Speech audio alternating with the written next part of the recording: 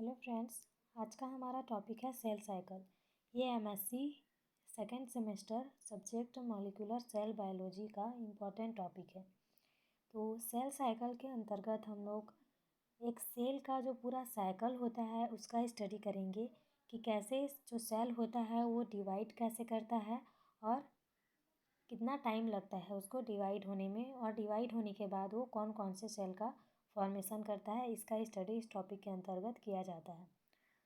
तो स्टार्ट करते हैं। सेल साइकिल यह घटनाओं का सीक्वेंस है जिसमें कोशिका के डीएनए का रेप्लिकेशन होता है, कोशिका की ग्रोथ होती है, कई अन्य रचनाओं का फॉर्मेशन होता है और अंत में दो संतति सेल में डिवाइड हो जाता है। जो सेल साइकिल होता है उसमें जो सेल होती है उसमें जो डीएनए होता है उसका रेप्लिकेशन होता है या फिर डुप्लीकेशन। रेप्लिकेशन या डुप्लीकेशन उसी को बोलते हैं। तो ये होता है। उसके बाद देखते हैं हम लोग इसको। जो सेल साइकिल होता है उसमें 2 फेज पाए जाते हैं। पहला पाया जाता है इंटरफेज और दूसरा होता है एम फेज। तो जो इंटरफेज होता है उसमें 95% टाइम लगता है और जो एम फेज होता है वो उसमें ओनली 5% टाइम लगता है। तो इंटरफेज में 3 फेज पाए जाते हैं, G1 फेज, S फेज और G2 फेज। और जो एम फेज होता है इसमें कैरियोकाइनेसिस पाया जाता है। और कैरियोकाइनेसिस में क्या क्या होता है?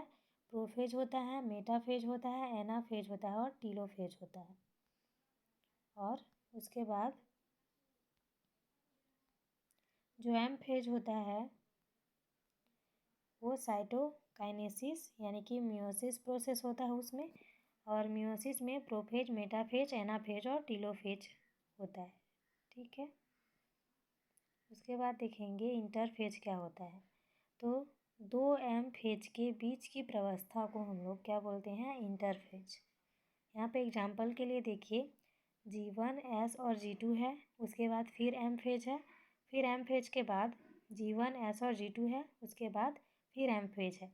तो यहाँ पे 2 एम फेज के बीच जो प्रोसेस होता है उसको हम लोग इंटरफेजेस बोलते हैं। ठीक है। तो इंटरफेज में क्या होगा? Longest phase of cell cycle. जो इंटरफेज होता है वो सेल साइकिल का लॉन्गेस्ट फेज होता है। फिर है resting phase, known as no cell division. जो रेस्टिंग फेज होता है इसका उसमें सेल डिवाइड नहीं करते हैं। उसके बाद है मेटाबॉलिज्म की दृष्टि से सबसे एक्टिव स्टेज है। जो इंटरफेज स्टेज होता है वो मेटाबॉलिज्म की दृष्टि से सबसे एक्टिव स्टेज होता है। फिर है क्रोमोसोम थ्रेड लाइक स्ट्रक्चर। जो क्रोमोसोम होता है वो धागे नुमा संरचना में बन जाता है जिसको हम लोग क्रोमैटिन थ्रेड बोलते हैं। ठीक है। उसके बाद देखेंगे इंटरफेज 3 चरणों में संपन्न होता है, G1, G2 और G1, S और G2। 1953 में हावर्ड एंड पेले नामक साइंटिस्ट ने ये बताया था। अब पहला हम लोग देखेंगे G1 फेज क्या होता है। तो G1 फेज को ही हम लोग ग्रोथ पीरियड भी बोलते हैं। तो प्री सिंथेसिस फेज, नॉन अस। जो प्री सिंथेसिस फेज होता है उसी को हम लोग G1 फेज बोलते हैं। Mitotic phase and S phase के बीच में पाया जाता है और longest phase of cell cycle होता है, यानी कि सेल साइकिल का लॉन्गेस्ट फेज होता है। इस फेज में सेल डिवीजन विभाजित होने के लिए निर्णय लेती है और सेल ग्रोथ एंड डेवलपमेंट करता है। ठीक है। उसके बाद देखेंगे चूँकि इसमें प्रोटीन और आरएनए का निर्माण होता है, उपापचय मेटाबॉलिज्म सक्रिय रहती है। उसके बाद आता है G0 फेज। इसको साइलेंट स्टेज भी बोला जाता है, शांत प्रावस्था। Some cell like that heart cell enter cell to G0 phase. जो हार्ट का सेल होता है वो G0 फेज में आता है। Cell is arrested at G1 stage. जो सेल होता है वो अरेस्टेड हो जाता है G1 स्टेज में। सेल जीवन स्टेज के बाहर आ जाता है। G0 सेल मेटाबॉलिकली एक्टिव हो जाता है बट डिवाइड नहीं होता है। बॉडी के इंजर्ड सेल या फिर डेथ सेल को रिप्लेस करने का वर्क करती है। G1 फेज निर्णय की स्टेज होती है, जब यह अपना निर्णय बदल देती है और कभी कभी G0 फेज में चली जाती है, जिसे G0 कहते हैं। उसके बाद है एस फेज। एस फेज को हम लोग सिंथेसिस स्टेज भी बोलते हैं। G1 एंड G2 के मध्य की प्रावस्था, उसको एस फेज बोला जाता है।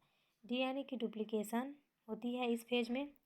क्रोमोसोम का डुप्लीकेशन नहीं होता है। डीएनए का डुप्लीकेशन होता है लेकिन क्रोमोसोम का डुप्लीकेशन नहीं होता है ना। डीएनए पॉलीमरेज एंजाइम जो होते हैं वो एक्टिव हो जाते हैं और सेंट्रियोल का भी डुप्लीकेशन होता है। हिस्टोन प्रोटीन एक्टिव हो जाते हैं और एक्टिव स्टेज में ही रहते हैं। उसके बाद है G2 यानी कि ग्रोथ पीरियड फेज सेकेंड ना।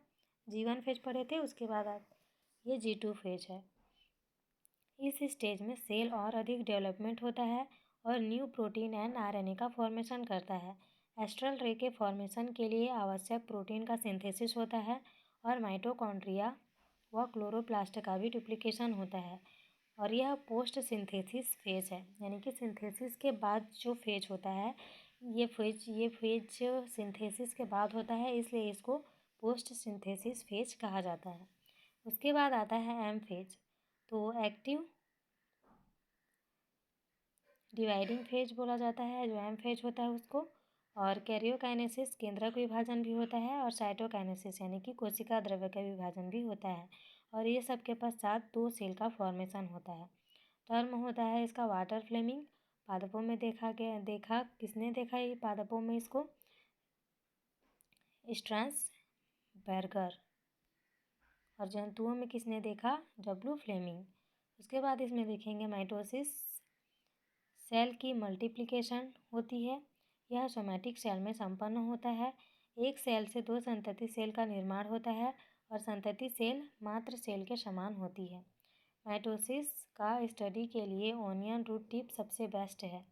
उसके बाद देखेंगे significance of mitosis. Growth and development और जेनेटिक स्थायित्व स्टेबिलिटी देता है और रिपेयरिंग हेल्थिंग ऑफ वाउंड। अब आगे देखेंगे हम लोग karyokinesis. 1 nucleus to daughter nucleus formation. जो कैरियोकाइनेसिस में एक न्यूक्लियस से 2 डॉटर्स न्यूक्लियस का फॉर्मेशन होता है। उसके बाद देखते हैं prophase. Long phase of cell cycle. Early prophase में क्रोमोसोम स्पष्ट नहीं है और थ्रेड लाइक स्ट्रक्चर है। फिर मिड फेज में देखेंगे आगे चलकर कुंडलित हो जाते हैं और छोटे हो जाते हैं और स्पष्ट दिखाई देने लगते हैं। इनकी 2 भुजा क्रोमेटिड स्पष्ट दिखाई देने लगती है। उसके बाद है लेट प्रोफेज। इसमें न्यूक्लियस एंड न्यूक्लियर मेम्ब्रेन विलुप्त हो जाते हैं। प्लांट सेल में सेंट्रोसोम नहीं पाया जाता है और तारक केंद्र यानी कि सेंट्रियोल ध्रुव की ओर जाना स्टार्ट कर देते हैं और स्पेंडल फाइबर फॉर्मेशन स्टार्ट कर देते हैं। ये देखिए यहाँ पे पूरा फेज का यहाँ पे डायग्राम दिया गया है। अर्ली प्रोफेज, मिड प्रोफेज और लेट प्रोफेज। अर्ली प्रोफेज में न्यूक्लियस है और क्रोमेटिनेट है। उसके बाद सेंट्रोमियर का फॉर्मेशन होता है और जो लेट प्रोफेज होता है उसमें स्पिंडल फाइबर भी दिखने लगते हैं। उसके बाद देखेंगे मेटाफेज। सभी क्रोमोसोम मिड पार्ट में आ जाते हैं। भुजाएं पोल की ओर व्यवस्थित हो जाती है। बड़े गुणसूत्र परिधि पर व छोटे गुणसूत्र मध्य भाग पर स्थित रहते हैं। उसके बाद 2 टाइप के स्पिंडल फाइबर होते हैं, डिसकंटिन्यूअस और क्रोमोसोमल फाइबर। और इसमें क्या होता है, ध्रुव पोल से सेंट्रोमियर तक होते हैं। और सेकंड होता है कंटिन्यूअस और सपोर्टिंग फाइबर। इसमें पोल जो होते हैं वो ध्रुव से ध्रुव तक होते हैं। ये डिसकंटिन्यूअस फाइबर का है मेटाफेज में। और अब देखेंगे एनाफेज। सेंट्रोमियर डिवाइड हो जाते हैं, क्रोमोसोम की आर्म केंद्र की ओर विन्यासित हो जाते हैं और इंटरजोनल फाइबर का फॉर्मेशन होता है। Discontinuous fibre chromosome fibre. Control जो क्रोमोसोम होता है वो विपरीत ध्रुव की ओर पुल करने लगते हैं और इंटरजोनल फाइबर रिलैक्सेशन होता है। उसके बाद पुलिंग एंड पुशिंग मैकेनिज्म के कारण विपरीत ध्रुव की ओर गमन करते हैं। फिर देखेंगे टीलोफेज। ये टीलोफेज का डायग्राम है। तो टीलोफेज में क्रोमोसोम पोल पर पहुंच जाते हैं। क्रोमोसोम जो है पोल पर पहुंच जाते हैं। क्रोमोसोम प्रोफेज का अपोजिट क्रोमोसोम धागेनुमा विकुंडलित हो जाते हैं और न्यूक्लियर मेम्ब्रेन फॉर्मेशन होता है, न्यूक्लियस फॉर्मेशन होता है और 2 डॉटर सेल का फॉर्मेशन होता है। ये पोल की ओर पहुंच गया अर्ली प्रोफेज में। उसके बाद न्यूक्लियस साइटोप्लाज्म और न्यूक्लियस ये सब डायग्राम साइटोकाइनेसिस का है। उसके बाद है कैरियोकाइनेसिस की process. Plant cell and animal cell में डिफरेंस होती है। Plant cell cell plate method होता है और एनिमल सेल सेल खाँच मेथड कहलाता है। सेल प्लेट फॉर्मेशन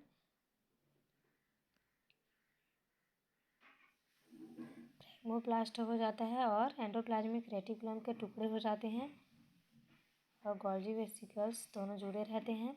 उसके बाद सेल प्लेट का फॉर्मेशन होता है और मिडिल ल्यूमेला का फॉर्मेशन होता है। उसके बाद एक चेक पॉइंट आता है। ये इतना सारा प्रोसेस होता है। उसके बाद जो सेल साइकिल में उसको चेक किया जाता है कि कहीं कोई मिस्टेक तो नहीं हो गई है। सेल डिवाइड होने के जो जितने भी प्रोसेस होते हैं उसमें अगर थोड़ा सा भी मिस्टेक हो जाता है तो वो सेल डिवाइड नहीं हो पाता है और सेल की डेथ हो जाती है। इसलिए इसमें एक चेक पॉइंट भी होता है।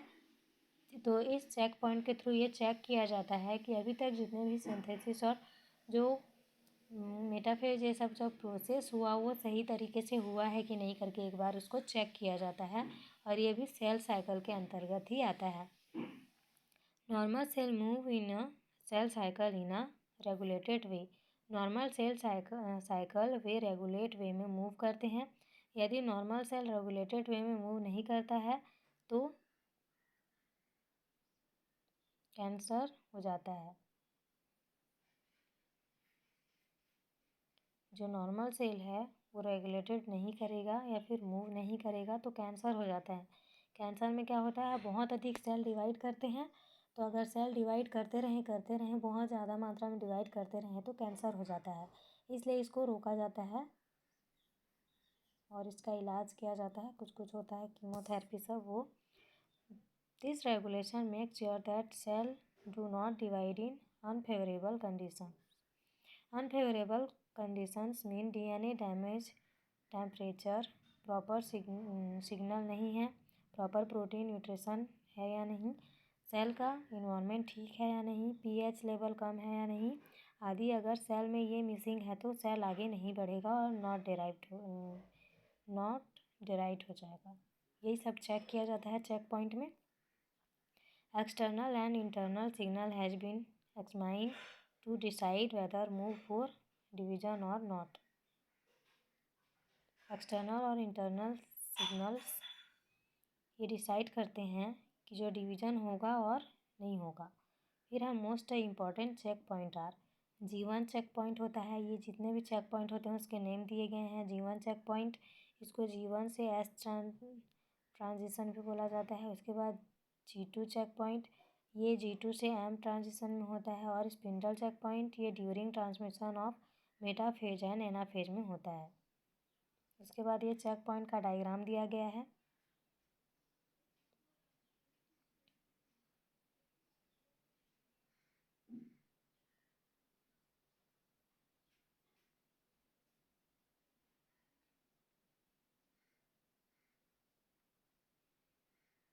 तो आप लोग चेक पॉइंट का डायग्राम बना लेंगे। ये जितने भी जो सेल साइकिल का पूरा प्रोसेस होता है उसका ये नोट्स है। अगर आप लोग चाहें तो जो एक एक चेक पॉइंट है उसको लिख सकते हैं और अगर नहीं चाहते हैं तो आप लोग इतना ही नोट्स बना सकते हैं। ये भी अगर सेल साइकिल आएगा तो इतना नोट्स भी आप लोग अच्छे से लिख सकते हैं। इसमें भी आपको लगभग 15 नंबर का अगर क्वेश्चन रहेगा तो 10 नंबर तो मिल ही जाएंगे। और अगर आप लोग इसको और लंबा चौड़ा करके लिखना चाहते हो तो आप लोग लिख सकते हो। और आप लोग सेल साइकिल का जो डायग्राम है उसको भी बना लेना। सेल साइकिल में जितने भी जो फेजेस होते हैं उसका डायग्राम, क्योंकि जो सेल साइकिल का डायग्राम है वो मेरे पास अभी अवेलेबल नहीं है और ये पुराना नोट्स था। जो सेल साइकिल का डायग्राम था उसको मैं अलग पेज पे बनाई थी, तो वो शायद पेज वो ऐड नहीं कर पाई इस पेज में। तो आप लोग सेल साइकिल का डायग्राम सर्च कर लेना और सेल साइकिल का डायग्राम ऐड कर लेना। तो वीडियो अच्छा लगा हो तो like, share and subscribe and thank you for watching.